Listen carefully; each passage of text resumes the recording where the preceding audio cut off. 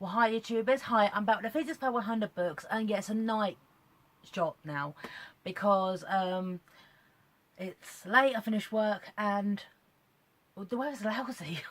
What the hell happened to this weather? It's August, and I'm wearing a hoodie, okay, so, yes, as I'm wearing a hoodie, so, book time, and what do we have? I'm gonna help for this one. Pride and Promiscuity, The Lost Sex Scenes of Jane Austen, by Arielle Eckstut, and it's pretty good. I'll read the blurb, okay? In 2002, an amateur Jane Austen scholar was staying at her Hertfordshire estate, stumbled across a hidden cache of manuscript pages, and made an extraordinary literary discovery. Lost scenes from Austen's novels that reveal an altogether different dimension to her oeuvre. A delicious and very funny act of literary ventriloquism that echoes Austen's style with amusing fidelity. As from The Independent, it's a legitimate review as well. This is like a parody book, but it's pretty good. It's because obviously I've read all Jane Austen's work, okay? So it's quite funny how Arielle, Miss Eckstut, okay, she is a legit author. It's not a parody book or parody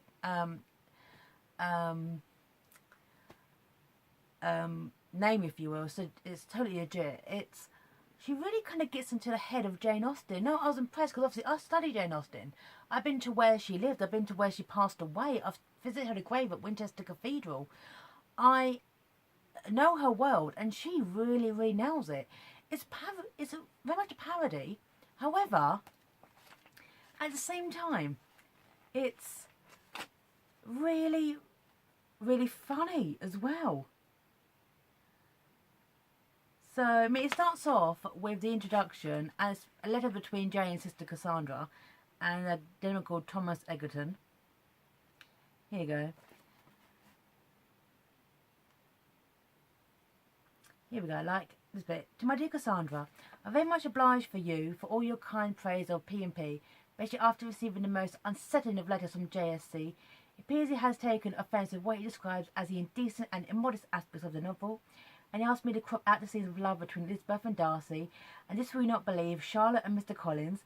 He also has made preliminary comments about the traffic with Jane at Netherfield, and I'm sure it is next to go. To wit, he added a postscript asking me to change the title from Pride and Promiscuity to Pride and Prejudice. Silly, silly man. Exactly.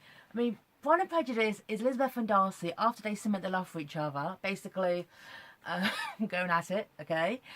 One with Jane Bennet is having a tryst with Caroline Bingley. And yeah, a dirty little tryst with Caroline Bingley and Mrs. Hurst, okay? And then them saying, okay, you're not fit enough for a brother. Mr. Collins and Charlotte Lucas, or Charlotte Collins, it has Charlotte dressing up in Lady Catherine de Bourgh's clothes because she's been sent away. She sent her stuff to Charlotte, and spanking her husband, spanking Mr. Collins. There you go, like. So, a man must accept any punishment he is given, but a man has the power to conceive of his own punishment. And then, if he has any tenacity, to ask for more. What are you, Mr. Collins? Are you a man or a dog? The question left Mr. Collins in a state of confusion, not much due to a lack of understanding, but due to an inability to decide which the answer was the one his ladyship most wanted to hear. Mr. Collins attempted a response, but was stopped by a crack of the whip against his backside. I have been very, very bad. May I please have another? Poured from his lips, along with a series of barks and growls.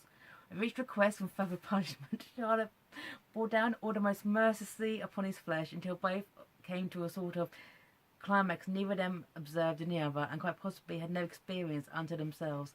The pleasure that each reaped in the receiving of punishment cannot be underestimated. Respect for that. Absolute respect for that. My favourite one though is I'm not going to go into too much detail, okay, but it's okay, fine. Emma alone. Now Emma in Jane Austen's classic novel, Emma Woodhouse, she is selfish, she is spoiled, she's got a good heart, but she she meddles in other people's affairs. I think she's doing the right thing. She's very arrogant of herself. I put it this way, okay, who does Emma get off with? Herself. That's clever. The only person that can satisfy Emma is Emma. That is clever. Okay, that is clever.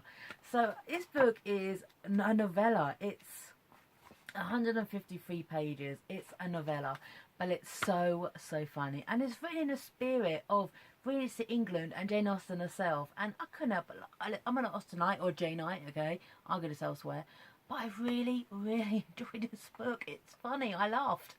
So here you go. Pride and Promiscuity, the lost sex scenes of Jane Austen. I'm gonna hell in a handbasket. I don't care. Mwah. Bye now.